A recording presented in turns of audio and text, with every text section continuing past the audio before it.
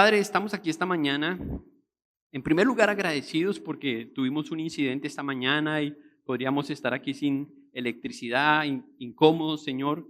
Y sabes lo difícil que es eso para nosotros, Señor, porque estamos tan bien acostumbrados a que nos trates bien.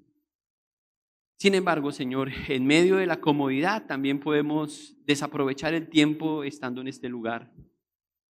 Y es por eso que nos detenemos antes de leer tu palabra y de pedirte cualquier otra cosa, Señor, que no sea que tu Hijo Cristo se haga presente en la predicación, que tu Espíritu Santo nos acompañe y tu Espíritu Santo, Señor, puede llenar este espacio de tu gloria, porque Él es omnipresente y Él puede hacer, Señor, que tú seas honrado a través de esta predicación, con la atención, con la respuesta que podamos darle al mensaje que tú hoy traigas para nosotros.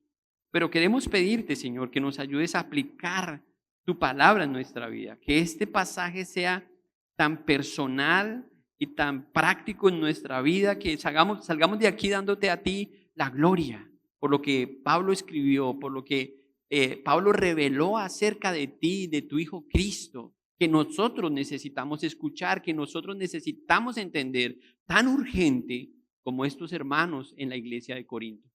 Por eso, Señor, te pedimos, Padre, que nos abras los ojos, que nos ayudes a entender, que la iluminación de tu Espíritu Santo se haga tan presente en nosotros para que podamos captar la belleza, la grandeza de lo que tú quieres decirnos.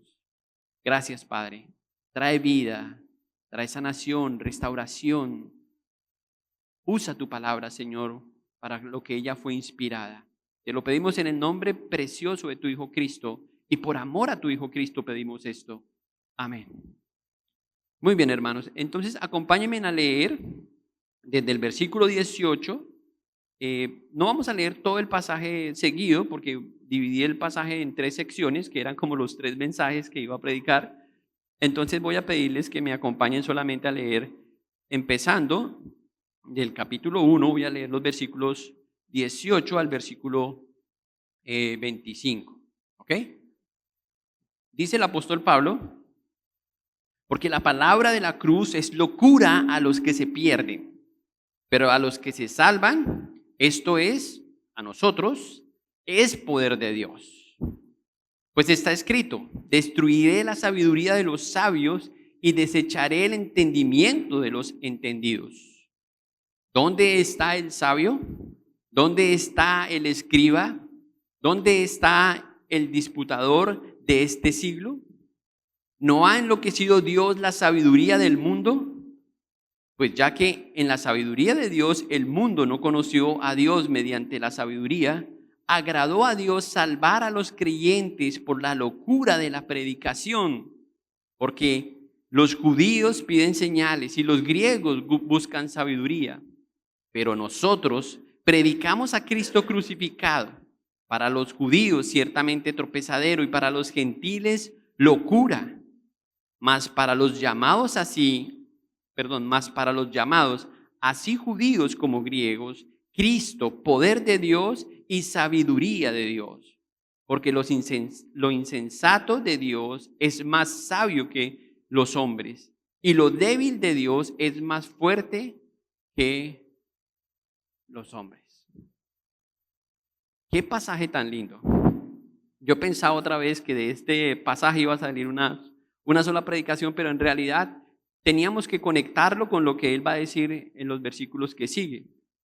Pero yo quiero que ustedes escuchen lo que Pablo está tratando de hacer aquí.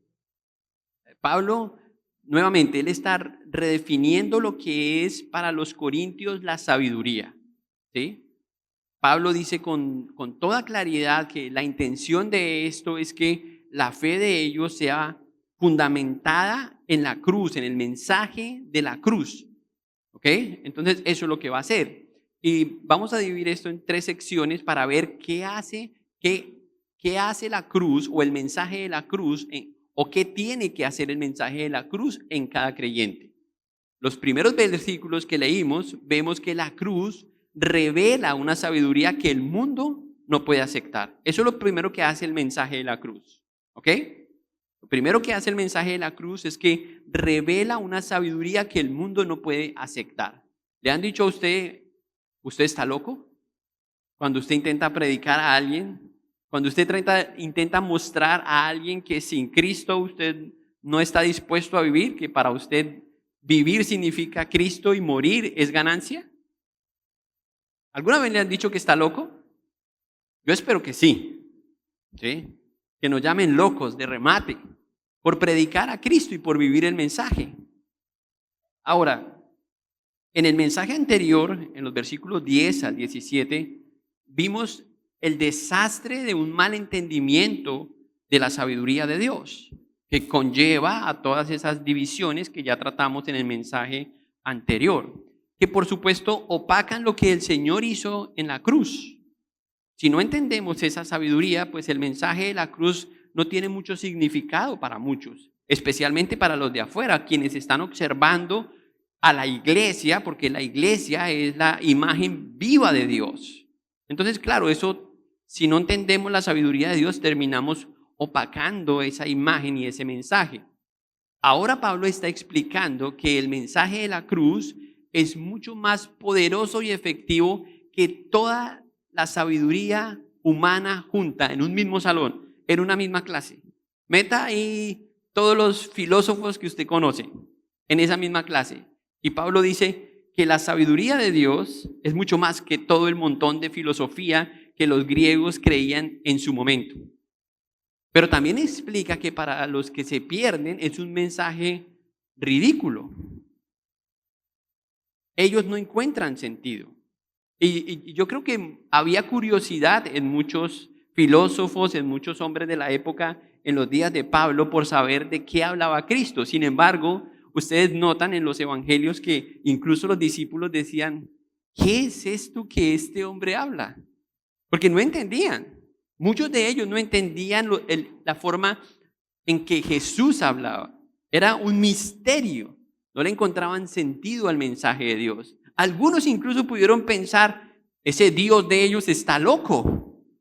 La razón por la que algunos podrían pensar esto es porque para ellos el mensaje debía descansar en lo que ellos conocían como sabiduría. Es decir, que encajara en el entendimiento del hombre, que el hombre pudiera racionalizar lo que el mensaje trataba de presentar.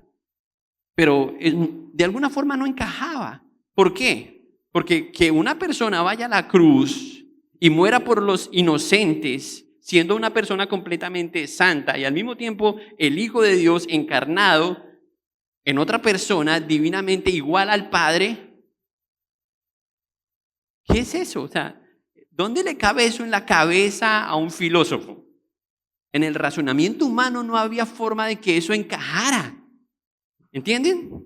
Entonces, claro, algunos podían pensar, Pablo está loco, o Dios está loco, porque no encajaba los criterios de la elocuencia de los hombres. Recuerden, en esta época lo que impresionaba era el éxito, la elocuencia, los hombres que se lucían su jerga al hablar, ¿sí? Su capacidad de retener, de expresar sus ideas. Esto era lo que encajaba, pero un mensaje como este no tenía mucha fuerza. La cruz no encajaba en ninguno de esos criterios filosóficos, en esas corrientes de la época de Atenas, de los griegos. Eso irrumpía en sus pensamientos. El contraste que Pablo hace nos revela cómo el mundo piensa, aunque en realidad no hemos cambiado mucho, porque creo que algunos siguen pensando eso, que el mensaje no, hay algo que le falta al mensaje, a mí no me cuadra eso está bien, pero no es conmigo, no es para mí, yo le veo cierta importancia, pero hay algo de eso que no es para mí. Creo que en cierta forma eso muestra y revela algo de la naturaleza del hombre y la resistencia del hombre para el llamado que Dios habla. Pablo habla de un mensaje que tiene que ver con una persona y que tiene que ver con lo que esa persona hizo en la cruz. Miren otra vez el pasaje. Pablo dice, porque la palabra de la cruz es locura a los que se pierden, pero a los que se salvan, esto es a nosotros, es poder de Dios. O sea, Pablo dice que esto no es ninguna locura, es un poder dado por Dios a la iglesia para que la iglesia de alguna forma refleje el Dios grande en el que hemos depositado nuestra fe, nuestra confianza. Pablo habla de un mensaje que puede tener dos únicas respuestas: o abrazamos lo que Pablo dice acerca de Cristo y de la cruz, o rechazamos este mensaje. Es el mismo mensaje y siempre ha sido el mismo mensaje, pero hay dos respuestas: o lo aceptamos o lo rechazamos. Aunque es un solo mensaje, podríamos nosotros decir que tiene algo de ganancia y tiene algo de pérdida. Dice Pablo que para los que se pierden, este mensaje es necedad. Miren el pasaje nuevamente. Ahí lo dice Pablo, luego de leer el versículo 19, porque escrito está: destruiré la sabiduría de los sabios y desecharé el entendimiento de los entendidos. ¿Dónde está el sabio? ¿Dónde está el escriba? ¿Dónde está el disputador de este siglo? ¿No ha enloquecido Dios la sabiduría del mundo? Pues ya que en la sabiduría de Dios el mundo no conoció a Dios mediante la sabiduría, agradó a Dios salvar a los creyentes por la locura de la predicación. Es ese mensaje. Porque los judíos piden señales y los griegos buscan sabiduría. Pero, y esos peros en la Biblia son importantes, pero nosotros predicamos a Cristo. Un mensaje de Cristo, de lo que Cristo hizo en la cruz, que tiene suficiente poder para salvar. Entonces, cuando nosotros vemos lo que tiene que hacer la sabiduría, o la cruz, perdón, el mensaje de la cruz es revelarnos en el mismo mensaje la sabiduría de Dios, el poder de Dios para poder nosotros abrazar ese mensaje. Eso es lo que Pablo está diciendo. Ahora, muchos han creído que el problema está en el mensaje, pero en realidad el problema está en el corazón. Porque la predicación, cuando hablamos de la predicación saludable o la sana predicación de la palabra de Dios, pues el mensaje no ha cambiado. El mensaje es acerca de lo que Cristo hizo, su vida, ¿cierto? Su muerte y su resurrección y su regreso. Ese es el mensaje del Evangelio. Y ese mensaje no ha cambiado, no hemos agregado nada nuevo a ese mensaje. Entonces el problema no es ese, pero el problema sí es la respuesta. ¿Cómo respondemos nosotros y cómo vemos ese mensaje? Ese es el problema. Si pensamos en la cruz, ella parece inofensiva, pero yo creo que la cruz es algo que tiene unos filos tan agudos que puede doblegar el orgullo del más humilde, el que se acerque a ella. O sea, la cruz es rechazada, para decirlo de otra forma, ¿sí? Porque de una vez rompe con la autosuficiencia, rompe con el orgullo humano. O sea, no hay nada que hacer cuando tú miras a la cruz y aceptas el mensaje de la cruz, porque no hay nada en lo que tú te puedas gloriar, nada en lo que tú puedas hacer para agregar a ese mensaje, ¿sí? El hombre no puede exaltarse cuando piensa en lo que ocurrió en la cruz. Y eso era algo que chocaba para los corintios, porque no podían tener crédito de lo que Pablo predicaba. O sea, el crédito del mensaje de la cruz, del evangelio, solamente podía ser para uno. Y ni siquiera era para el que predicaba, era para Cristo, del que predicaban, no para el que predicaba. Entonces, eso obviamente, pues, en los oídos de la cultura de la época no era algo fácil de aceptar, y por eso les llamaron así, locos. Ahora, algo que agravaba el asunto era que en el Imperio de Roma la cruz no era un símbolo como hoy para nosotros, un símbolo religioso, más bien era un instrumento de terror. Y una cruz representaba algo muy diferente a lo que nosotros hoy usualmente vemos, ¿sí? La crucifixión estaba reservada exclusivamente para rebeldes, para criminales, para violentos, para todos los enemigos del imperio. Entonces, cuando Pablo decía que traía un mensaje y que el mensaje tenía que ver con la cruz, ¿cómo encajaba eso con la idea y filosofía y sabiduría de los hombres de la época? No, señor. No, señor. Esto no puede ser nada bueno. Porque no estamos hablando del gran Herodes. No estamos hablando de la gran diosa, perdón. No estamos hablando de una persona importante. Estamos hablando de algo que es vergonzoso que ocurrió en una cruz, en un madero.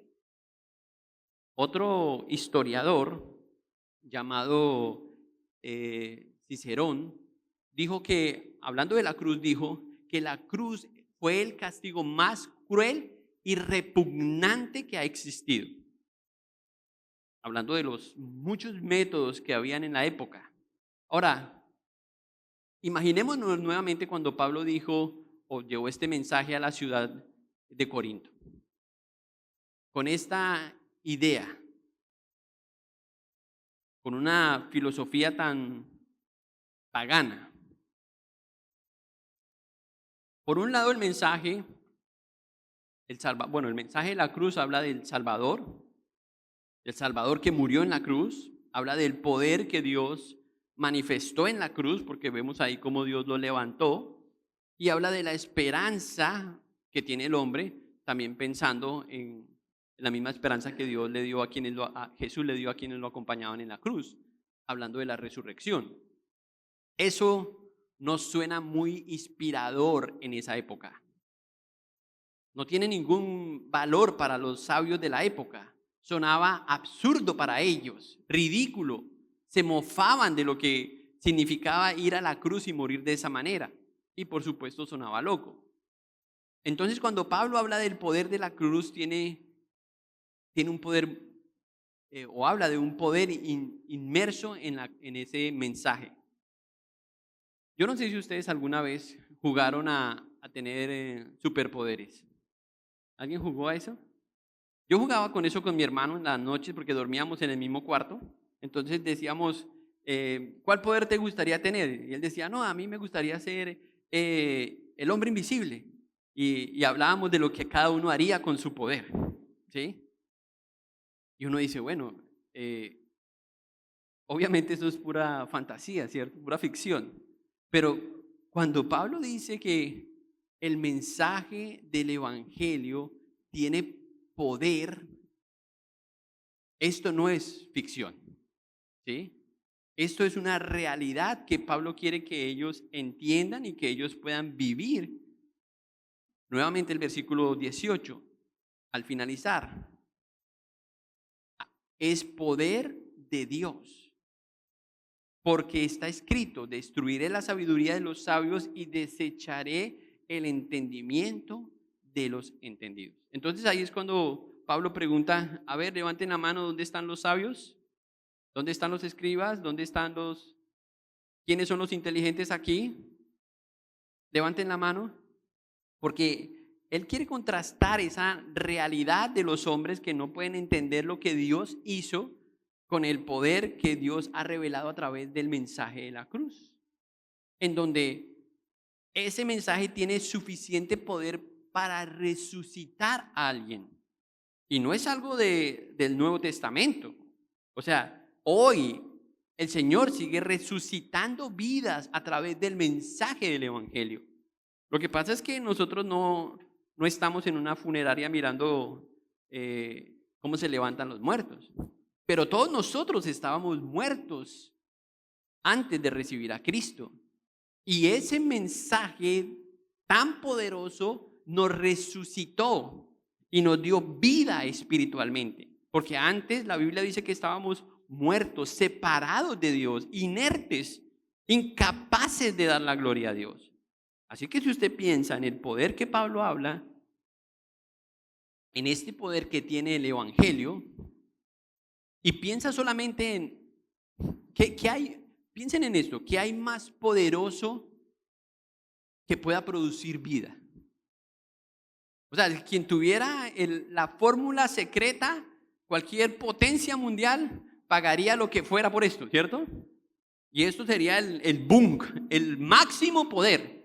No son las bombas nucleares, no, este sería el máximo poder del poder, tener la capacidad de vida. ¿Y en quién descansa ese poder hasta el día de hoy? En Dios. Él es el único que puede dar vida y la puede quitar porque le pertenece, le pertenecemos a Él. Es una realidad a la que tenemos que aceptarla porque es una realidad con la que vivimos todos los días. Todos los días vemos personas fallecer. O sea, y a veces son personas que amamos, a veces son personas cercanas, pero es una realidad. Pero lo que el Señor pretende, y Pablo pretende con estos hermanos, es que ellos entiendan que ese mensaje tiene el poder incluso para resucitar a alguien que muere ahora, pero en un futuro pueda retomar su cuerpo y resucitar para la gloria de Dios. Eso es poderoso. Entonces nosotros no deberíamos dudar en absoluto en el poder que reposa en el mensaje del Evangelio. Si nosotros pensamos en eso, yo creo que voy a empezar con mi parte. Yo debería pedirle perdón a Dios. Porque muchas veces uno dice, ¿qué hacemos? ¿Cierto? En una situación, ¿qué hacemos? Y empieza a pensar, ¿qué hacemos? O sea, ¿por qué no? Porque hemos dejado de creer que el Evangelio puede transformar a alguien, que el Evangelio puede liberar a alguien de la droga, que el Evangelio puede restaurar un matrimonio, una relación entre padres e hijos. El Evangelio puede hacer lo que Él quiere porque Dios obra a través de su mensaje. Y si es capaz de dar vida, ¿por qué no podría restaurar, sanar, perdonar, mostrar gracia? Eso es lo que hace el Evangelio. Nuevamente en el versículo 19, cuando Pablo cita, hace mención de ese pasaje, es un pasaje de Isaías. Destruiré la sabiduría de los sabios y desecharé el entendimiento de los entendidos. Esto es una profecía, digámoslo así, que tiene un doble cumplimiento.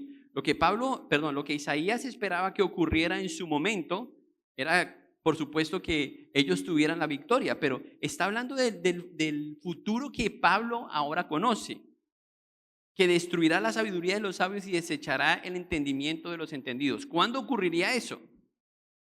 Con el mensaje del Evangelio, cuando se escribió el mensaje del Evangelio. Es decir, que Pablo está diciendo que aquí se cumplió la profecía que Dios le dio a Isaías de ridiculizar la sabiduría humana para que no tuviera ningún provecho y exaltar el poder de Dios a través de ese mensaje. Eso es algo glorioso. Versículo 20. ¿Dónde está el sabio?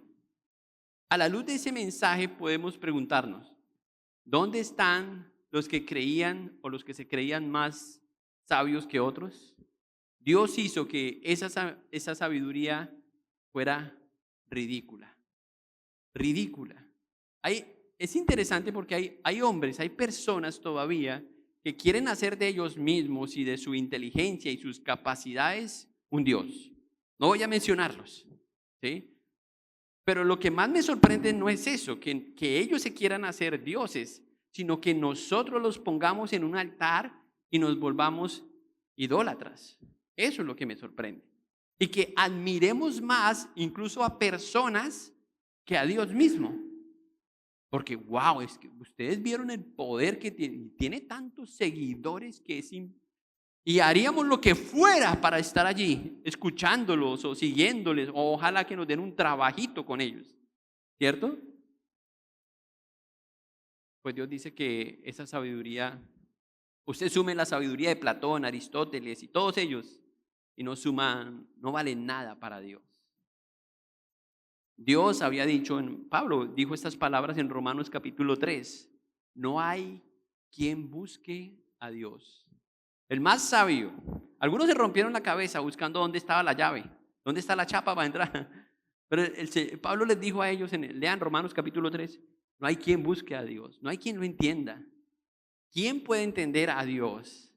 Nosotros tenemos una mente chiquita.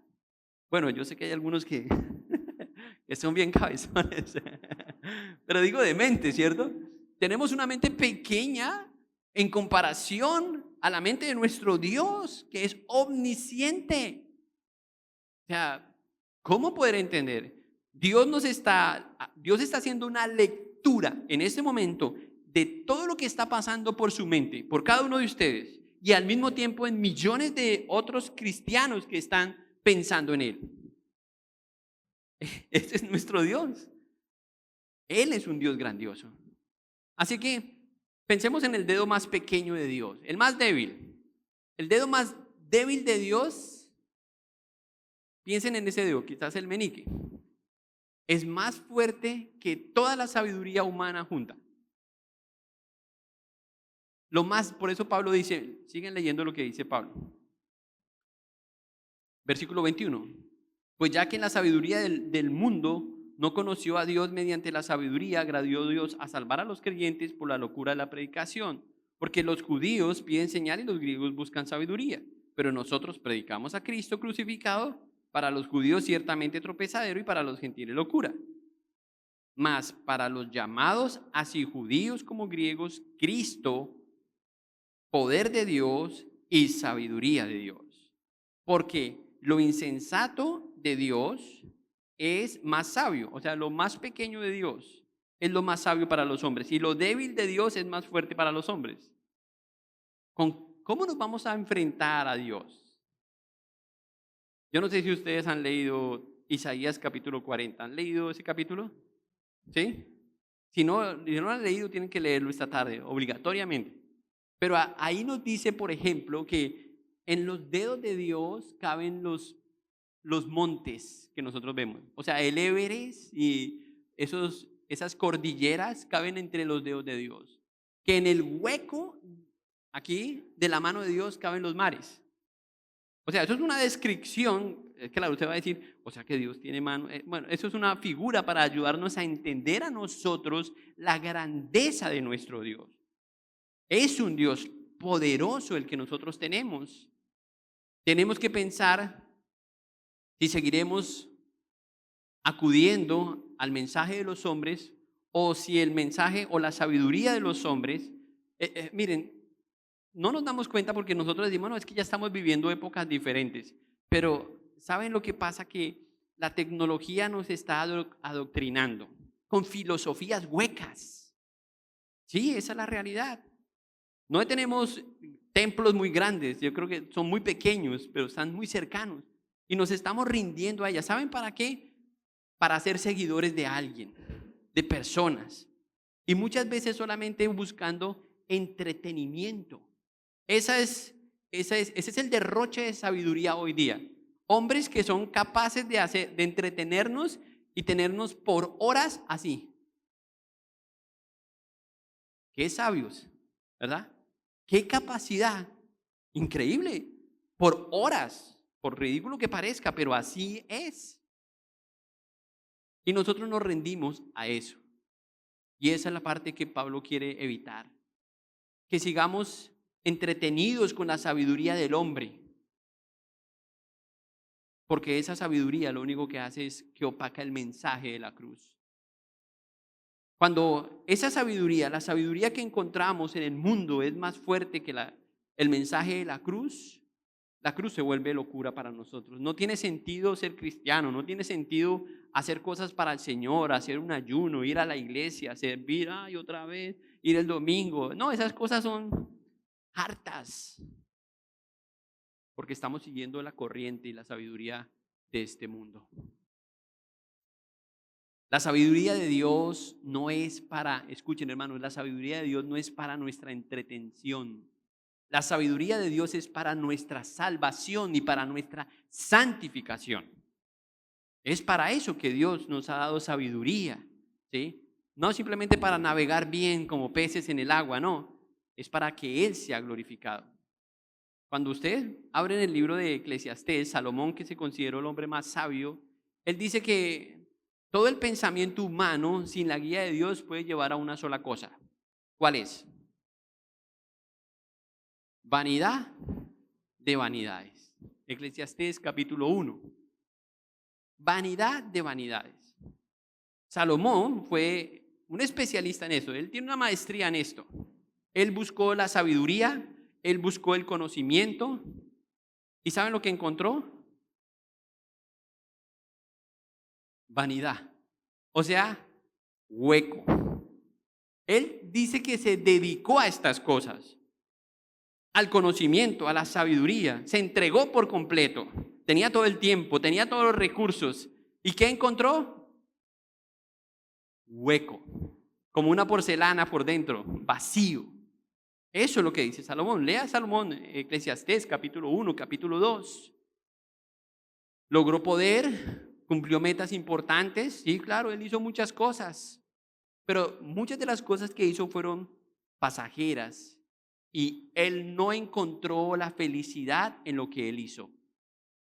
Y muchos siguen tras esa corriente de la filosofía del hombre, de que hay que alcanzar, hay que cumplir metas, lo importante es estar bien. ¿Sí? ¿Eso dice el Evangelio? Imagínese Jesús diciendo eso antes de ir a la cruz. Lo importante es estar bien. Seguro. Si el mensaje de la cruz trae sacrificio, implica sacrificio. Esa es la realidad. Así que tenemos mucho que aprenderle a Salomón. En general, el pensamiento humano, sin la guía de Dios, puede llevar al hombre a buscar cosas temporales, cosas que no van a satisfacer o a llenar su yo. Por eso usted cuando dice, no, yo voy a trabajar duro por esto y cuando lo consiga, entonces ahora sí. Y lo consiguió y después, ¿cómo se siente? Vacío otra vez. Entonces dice, no, ahora sí voy a trabajar por esta otra cosa y reemplaza eso por otra cosa y después busca la otra cosa y así se la pasa toda la vida buscando cosas como llenar el vacío. La única forma de llenar ese vacío es a través de un mensaje que cabe perfectamente en ese vacío y es el mensaje de Cristo, lo que Cristo hizo. Cuando usted tiene a Cristo, usted se siente completececito. No necesita mucho más. Que estamos sin trabajo. Sí, pero Dios nos va a dar trabajo. Que estamos enfermos. Sí, pero Dios tiene el control. Se siente completo, se siente satisfecho en el Señor. Obviamente su carne va en contra, ¿cierto? Se debilita. Pero ahí está el entendimiento de lo que Cristo hizo. Revisemos si buscamos nosotros la voluntad de Dios o lo que parece más la voluntad del hombre para estar tranquilos.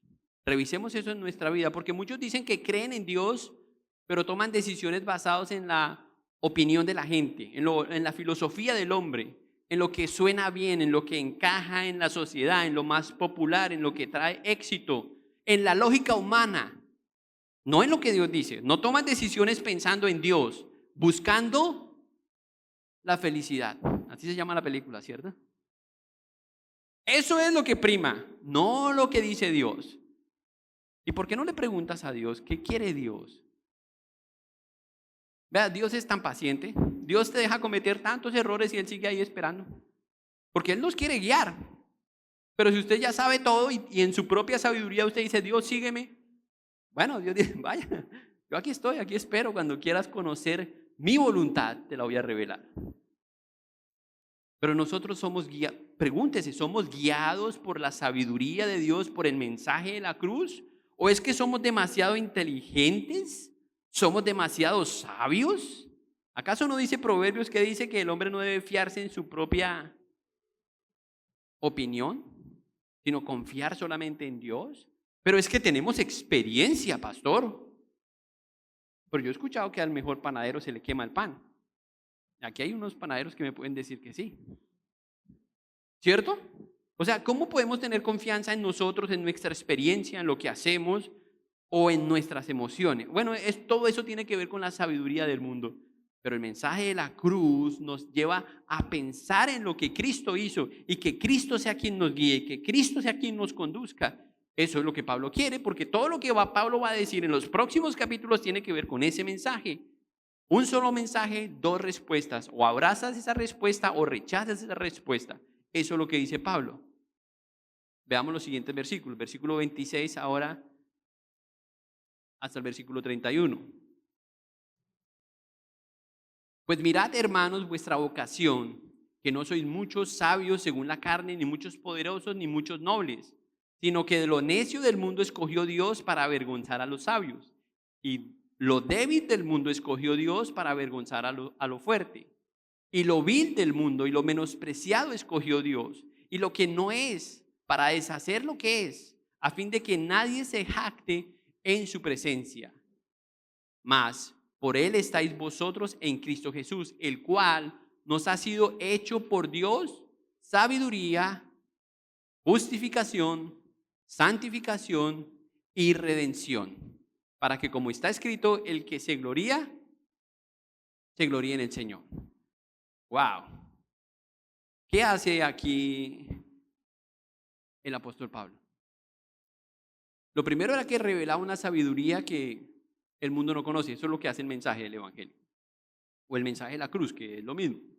Y lo segundo que hace es que escoge a personas que el mundo no consideraría. A los que el mundo rechaza, Dios los escoge y Dios los prepara para que otros vean su gloria. Déjeme hacerle una pregunta. ¿Cómo era usted antes de ser salvo o creyente, cristiano? Si ya lo es. ¿Usted era mejor que ahora? ¿Usted era mejor que esta es su mejor versión de usted, o era mejor usted antes que ahora? Bueno, espero que nadie diga eso. Cuando Dios lo llamó a usted y usted entendió el mensaje de la cruz, usted debía ser una versión, discúlpenme, yo los amo, pero una versión peor que la que estamos viendo. ¿Sí? Yo sé que eso suena fuerte, pero me incluyo, no se preocupe. Debía haber otra versión, porque Pablo dice, ahora, no vamos a darle tan duro a todos, porque Pablo dice, no sois muchos sabios, o sea, escuchen lo que él dice, no es que está diciendo que aquí no hay ni uno sabio, él dice que no hay muchos, o sea, sí hay unos poquitos contaditos que llegaron como más organizaditos a Cristo. ¿Me explico? Que no estaban tan desbarataditos cuando llegaron al Señor, ¿sí? Porque dice, no sois muchos sabios, no dice ninguno. ¿Por qué? Porque el evangelio nunca fue diseñado para exaltar al hombre, no, sino para mostrar la gracia de Dios. Y es por eso que muchas personas preguntan, pero yo no entiendo por qué las personas siempre tienen que, cuando estén en la inmunda, es que tienen que aceptar a Cristo. ¿Sabe por qué? Para que usted no se jacte diciendo, no, es que yo decidí ir a Cristo, porque Él me necesitaba a mí. La iglesia me necesita a mí. No, Dios nos aprieta y nos lleva a un punto en donde nosotros entendamos que no somos nada. Bueno, yo no lo digo. Recuerden como dijo Pablo, ¿sí? Miren lo que dice en el pasaje, porque sí, yo sé que esto es fuerte. Dice, lo débil del mundo escogió Dios. Lo menospreciado, lo que no es del mundo. Wow. Pastor, usted me está lastimando mi autoestima.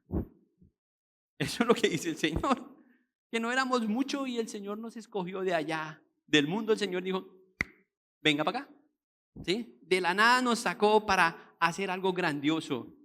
Y puede ser que las personas a su alrededor dicen, no, pero no es que sea muy grandioso, porque usted no ve con los ojos de Dios lo que Dios está viendo, porque Dios no te ve a ti, Dios ve a su Hijo Cristo en ti, porque tú estás unido a Cristo. Y eso es glorioso para el Señor, que en Cristo somos uno, que somos el cuerpo de Cristo, que somos la imagen visible de Dios. Eso es glorioso, eso es maravilloso. Con esto Dios muestra que la salvación no depende de la sabiduría, de la inteligencia, del estatus, de la educación, de la influencia. Nadie puede decir es que yo no. Es por gracia, por medio de la fe. Depende solamente de Él, por Él y para Él. Aquí Pablo menciona lo necio, lo débil, lo despreciado del mundo. No significa que Dios ame lo malo, la ignorancia, ¿cierto? Que Dios guste de la mediocridad. No significa eso. Significa que Dios ama mostrar su poder en el hombre que es débil, porque Él hace de ese barro inservible algo útil para su gloria. Y por eso Él se complace en hacer esto. ¿No hay algo que trae más gloria que eso? ¿Quién iba a pensar que este chiquitín, Pablito, iba a ser el apóstol Pablo, del que hoy estaríamos predicando? Nadie en esa época hubiera dado un centavo. Pero es que él era bien elocuente y Pablo, ustedes no escucharon a Pablo, Pablo era fariseo de fariseos, o sea, una brillante. ¿Y qué hizo Dios primero antes de escogerlo y llamarlo? ¿Recuerdan? Vamos a ver eso en un momento. Dios no solo, hermanos, nos da la salvación. Recuerden, Dios nos da un mensaje de Cristo, que es la salvación. El mensaje es de Jesús. El mensaje se trata de una persona, es su hijo amado, a quien honramos, a quien obedecemos, a quien adoramos y para quien vivimos. No es una iglesia. No vivimos para el cuerpo, vivimos para Cristo. Somos parte del cuerpo, pero adoramos a Cristo, amamos a Cristo. Y tenemos que pedirle que nos apasione Él, porque Él fue el que nos salvó. La iglesia no nos salvó. Algunos tienen la confianza puesta en la iglesia. Y entonces, claro, no hermano, tremendo. ¿Pero por qué? Porque no está tu fe en Jesús. Tu fe está puesta en otra cosa que no es Jesús, en la filosofía del hombre, en la filosofía de la iglesia, en la filosofía del líder, del grupo, del pastor, y no en la persona de Jesús. Eso es peligroso. ¿Me dejan desviarme un minuto? Miren, esta semana yo no quería hacer esto, pero es que este pasaje me habló tanto. En Lucas, el capítulo 22, esto no tiene que ver con la predicación, esto es gratis, ¿ok? Adicional. Pero miren lo que el Señor les dice. Escuchen. Dijo también el Señor, está hablando a Simón, Simón, Satanás os ha pedido para zarandearlos como a trigo, pero yo he rogado a ti para que tu fe no falte y tú, una vez vuelto, confirma a tus hermanos. Wow. O sea, Jesús le estaba diciendo a Pedro que Satanás lo había pedido para presionarlo. ¿Y saben cuál fue la petición de Jesús cuando Satanás lo pidió para eso? No le dijo, suelta a mi hijo Pedro, no te metas con Pedro. No, le dijo, yo he rogado al Padre para que tu fe no falte cuando Satanás te esté atormentando. Wow, eso me rompió la mente porque yo dije, eso es fe. No es que nos saque de las pruebas, sino que nos ayude a atravesar la prueba con Cristo. Y eso fue lo que Jesús pidió por Simón Pedro, que hace y nos ayuda a entender, y por eso lo traje como un ejemplo, dónde tenía Pedro puesta su fe. Y todo lo que hace el Señor es para eso, para que nosotros revisemos nuestra fe. Cierro el paréntesis y regresamos al mensaje. Cuando el Señor obra en nuestra vida, tiene ese propósito de que Él se glorifique en nosotros. Y eso es lo que Pablo quiere aquí que ellos entiendan. Si Dios te escogió como esposa, no es porque eres la mejor esposa, aunque tu esposo lo dice de vez en cuando, sino que quiere hacer de ti una buena esposa, una esposa que muestre la gloria de Cristo. Porque recuerda, tú eras una esposa débil, menospreciada. Tranquilos señores, ustedes también.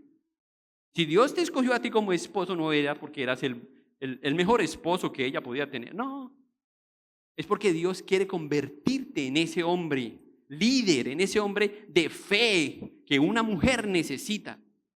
Eso es lo que quiere hacer Dios. Dios escoge lo roto. Dios escoge lo dañado. Dios escoge lo que no tiene valor para hacer de eso algo precioso. Algo que el mundo valore, que la gente diga, ¡qué locura! ¿Ustedes lo conocieron a él antes? Eso es lo que Dios hace. Y por eso Dios escoge lo inservible, hablando de lo presente, para su gloria. Dios no escoge a los capaces, Dios escoge a los incapaces para capacitarlos y que reflejen su gloria. Eso es lo que hace Dios. O sea, no te preocupes si tú dices, pero es que yo no sé cómo hacerlo. Claro, porque es que si le toca a usted, pues grave. Pero es que es Dios quien quiere obrar a través de nosotros. Por eso Él nos unió a Cristo.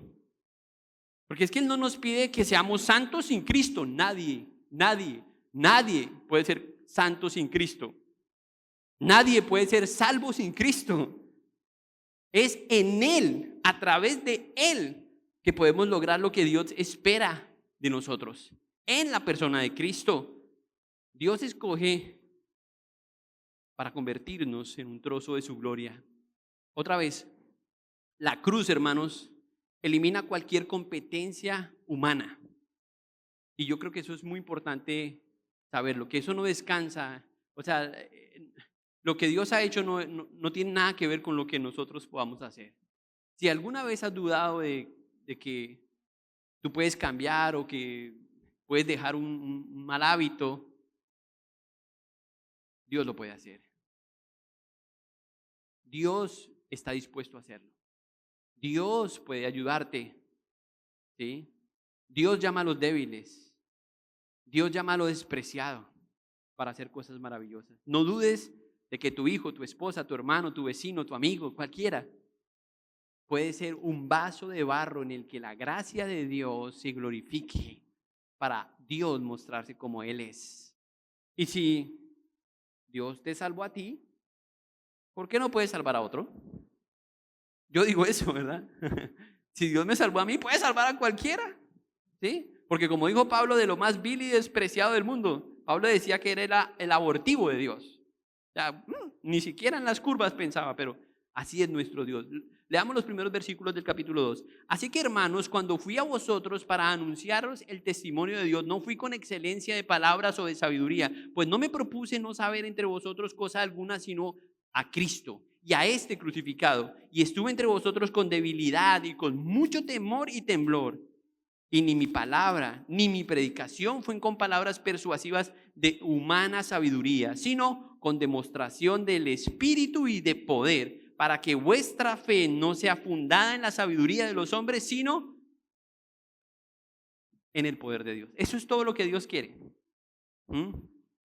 El mensaje de la cruz, y este es el tercer punto, debe hacer algo en ti, y es que Dios quiere que la fe descanse en su poder, en el poder divino que reposa en ese mismo mensaje. Pablo dice, yo renuncio a la elocuencia, yo renuncio a muchas cosas que para él lo llevaron a perseguir a la iglesia, su autosuficiencia. La respuesta a la pregunta que Pablo hizo en su encuentro con Jesús, ¿recuerdan ese encuentro en Hechos capítulo 9? Jesús dice primero, Saulo, Saulo, ¿por qué me persigues? La primera pregunta es de Jesús. Y luego la pregunta que sigue de Pablo. Pablo dice, ¿quién eres, Señor? ¿Quién eres? La respuesta a esa pregunta transformó la vida del apóstol Pablo. ¿Recuerdan la respuesta? Yo soy Jesús, a quien tú persigues, de quien tú huyes. Me alcanzaste, Pablo. Es como dice el Señor, aquí estoy. Me estabas buscando, yo le estaba buscando a la iglesia, ¿no? Aquí tienes la cabeza. Y esa respuesta cambió la vida de Pablo. ¿Quién es Jesús para ti? Yo hago esa pregunta muy seguido. ¿Quién es Jesús para ti? El Salvador del mundo. ¿Es tu Salvador? ¿Es el Señor de tu vida? ¿Es quien gobierna tu vida, tus pensamientos? ¿Es la razón por la que tú te contristas y cuando pecas te tiras al piso y pides perdón? ¿Te avergüenzas de lo que haces? Él es Jesús, es el Santo de Dios. ¿Quién es Jesús para ti? Esa respuesta debe cambiar la vida para todos, no solamente la del apóstol Pablo. En ese momento, todo lo que en su momento era Saulo, ¿cierto? Todo lo que Saulo creía quedó en el piso. Hasta ahí llegó el famoso Saulo de Tarso. Hasta ahí llegó. Su primera linda experiencia en el Señor fue quedar ciego. ¿Sí? Venga, pero imagínese esto. Venga a la iglesia, que aquí va a recibir algo muy especial. ¿Qué es lo especial? Que vas a quedar ciego. O sea, recibo a Cristo, pero ¿quedo ciego? Esto no concuerda con lo que los griegos ofrecerían. Uno dice, un griego estaría ofreciendo poder, una posición en el gobierno, cualquier otra cosa valiosa, pero que me convierto, acepto a Cristo como mi Señor y me vuelvo un inservible ciego que no puedo ir a ningún lado, que dependo de los demás. Eso no tiene sentido para nadie. Y por eso dice, este mensaje es una locura. ¿Quién va a creer esto? Tiene que estar loco para creerlo. Sí. Y Pablo dice, yo soy uno de ellos. Pero Dios lo hizo. Saulo recuperó la vista. Saulo fue bautizado. Comenzó una nueva vida en Cristo. Vivió para Cristo. Predicó para Cristo. Aprendió, creció, fue transformado. Proclamó a Cristo. Y su fe lució el mensaje de Cristo. Su fe. Cuando él caminaba, la gente decía, ahí va ese cristiano, ahí va ese Cristo. Ese es el mensaje. Y ahí en eso tiene que descansar el mensaje. El perseguidor se convirtió en un perseguidor. El que perseguía a la iglesia ahora es maravilloso lo que el Señor puede hacer. Si ustedes miran en los libros, en el libro de Hechos, usted mira las aventuras del apóstol Pablo, ¿cierto? Encarcelado, golpeado, humillado, naufragado, traicionado, perseguido. O sea, pero qué cosa maravillosa lo que Dios tiene que hacer para transformar nuestra fe. Ay, ¿acaso será esa la razón por la que Satanás pidió a Pedro para zarandearlo? Vamos a mirar de qué está hecha la fe de Pedro. Si descansa en la sabiduría del hombre o está cimentada en el mensaje del evangelio. Queridos hermanos, no pongan en duda que todo lo que Dios está haciendo en su vida tiene que ver con esto. O Dios está trabajando en nuestra fe, o Satanás nos está zarandeando para que realmente nos demos cuenta que no le conocemos y que lo necesitamos. ¿Saben que Dios es creativo? Y Él es paciente y Él es amoroso. Y su gracia y su misericordia nos acompañan. Eso es maravilloso. Todo lo que antes se consideraba ganancia, y esto lo dijo el apóstol Pablo en Filipenses capítulo 3, versículo 8, él dijo, todo para mí lo estimo como pérdida. Y usó una palabra fuerte, basura. Pero nosotros seguimos la basura. Ay, pastor, no diga eso. ¿Sí? Y eso es lo que impone el mundo digital en el que vivimos. Dios nos ayude. Dios nos ayude a enderezar nuestro camino y a eliminar cosas de nuestra vida que no proclaman el mensaje de Cristo. En sus últimos días, Pablo, ya luchando con su pedacito de vida, reconoció algo y dijo, he peleado la buena batalla. ¿Y saben qué dijo después de eso? ¿Quién lo sabe? He guardado la fe. La fe. Esa fe de la que Pablo está hablando a los corintios. Él vivió esto que predica a los corintios. Él vivió esto. Él encarnó esto. Él practicó el evangelio. Vivió según la cruz. Y por eso pude decir esas palabras tan bellas. He guardado la fe. Lo único que tiene valor cuando usted esté en la presencia de Dios es eso, hermanos. Que usted haya dicho, Señor, aquí estoy. Por la fe en tu Hijo Jesucristo, recíbeme, Señor. Que hayas guardado la fe en Cristo, sin importar si viene Satanás y te zarandea o la carne o el mundo. Que tu fe sea suficiente para predicar y vivir el evangelio tú mismo en la persona de Cristo. en la persona de Cristo, unido a Cristo. No esperes sentirte fuerte para que Dios, más adelante Dios me va a usar cuando yo esté preparado. No, así Dios te puede usar así. Desbaratadito como estás, así Dios te puede usar y hacer de ti algo grande, glorioso. Jóvenes, misioneros, pastores, esposas de pastores, sí, Dios lo puede hacer. Pero es que yo quería ser el alcalde. Sabiduría humana. Dios te está ofreciendo algo más glorioso, algo eterno. Tú decides si quieres vivir para Él, para su gloria. Recuerden que Dios nos llama en medio de nuestra debilidad, de nuestra humildad. Pablo dijo, yo estaba con temor y temblor. Eso nunca se quita. Y uno le tiembla las piernecitas aquí hablando del Señor, porque es el mensaje de Él, porque es el Dios santo del que estamos hablando, de su gloria, para su gloria. Hermanos, con esto terminamos. Recuerden, nuestra fe no descansa en lo que nosotros hagamos, sino en lo que hizo Él en la cruz por nosotros. Cierre sus ojos y oremos.